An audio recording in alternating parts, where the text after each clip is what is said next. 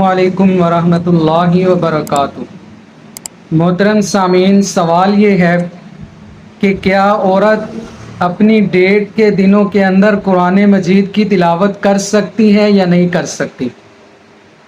امام ابو حنیفہ رحمہ اللہ کے نزدیک تو بالکل تلاوت نہیں کر سکتی، اور باقی ائمہ کہتے ہیں کہ اگر لڑکی مدرسے میں پڑھنے والی ہے، قرآن کی حافظہ ہے، اور ایسا لگتا ہے کہ اگر وہ قرآن کی تلاوت نہیں کرے گی تو وہ بھول جائے گی، اور اس کی ڈیٹ کے دن 10 دن یا 15 دن زیادہ ہیں، تو پھر وہ قرآن مجید کی تلاوت کر سکتی ہے۔